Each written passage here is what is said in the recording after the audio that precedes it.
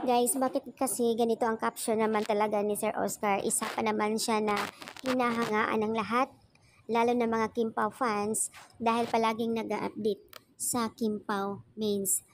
So dito nakita ng mga netizens, nakakaiba yung post niya base sa mga Kim Pao fans na parang may pinapatamaan siya.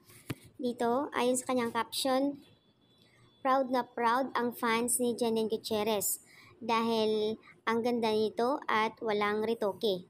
Bukod sa natural ang beauty niya, nakapagtapos din ng pag-aaral. Legit talaga na edukada. So ayan, nag-react naman. Sobrang daming nag-react ng mga netizens, lalo na ang Kim Pao fans na something may pinapatamaan itong si Sir Oscar Ricabar. So ayan guys, ang daming nag-unfollow na sa kanya na halos Kim Pao fans. Although walang binabanggit si Sir Oscar, pero kasi yung pinapatamaan niya dito ay talagang legit naman na si Kim. Although walang binanggit na pangalan. Kasi nga, alam naman ng lahat na si Kim, inaamin naman din niya na hindi siya nakapagtapos ng college. Pero yung sa Ritoke, wala siya doon. Hindi naman pinagbabasihan guys. Yung college po degree is not guarantee to successful. It's about sa work mo na pinagsisipagan, tiyaga. So, did not finish si Kim sa college pero isa siya sa pinaka mayaman na tao sa mundo.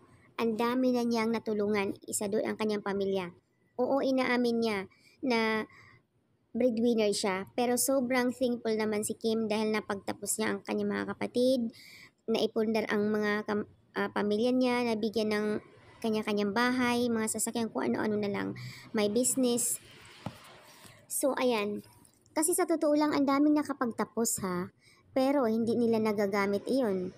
Even hindi artista, daming nakapagtapos pero hindi nila nagagamit yon. Yung iba na hindi nakapagtapos, nagkakaroon ng business, yung mayaman. Nasa diskarte yan ng tao eh. So, wala yan sa degree. So, ang daming galit dito kay Sir Oscar.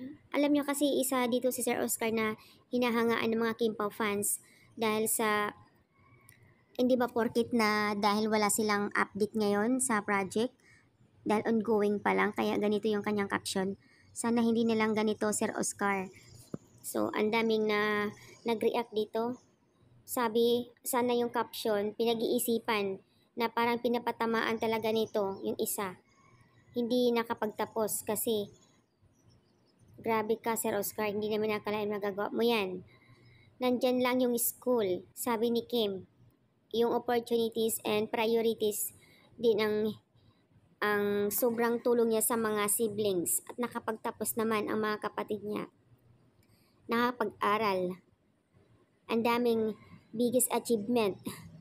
So, magulat na lang tayo na one day, graduate na si Kim ng college.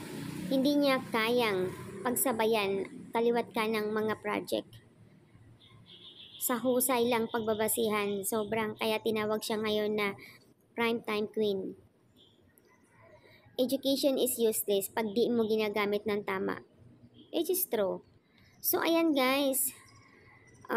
Sabi naman ng iba, wag daw pansinin yung post ni Sir Oscar dahil walang pinapatamaan, pero base dito sa kanyang caption kasi patama lahat at alam naman ng lahat na something may mga ugat dahilan kung bakit hindi sila okay, lalo na yung Paunin fans versus Kim Pao fans dahil doon sa WWSK na instead kay Paunin noon, so napunta kay Kim Pao. Kaya ang daming mga nagre-react doon. So sa madaling salita, yung WWSK noon na kung tutuusin kay Paunin daw yon, so napunta kay Kim Pao na dapat sana kay Jake yun. Pero anyway, madaming galit dito kay Sir Oscar dahil sa kanyang post. Sana raw hindi ganyan ang kanyang caption. So sa caption talaga sila nagre-react dahil hindi maganda na may patama dito kay Kim Jo. Kung sa yaman lang naman ang pagbabasihan, yun, wala sa kalingkingan si Janine. Yung school, andyan lang yan. madali lang ni Kim yan magagawa na kahit sarili lang niya ipagpaaral. So, ayan guys, ang update guys dito. Naku po, ang dami na nga raw nakapag-unfollow kay Sir Oscar. Bahala kayo.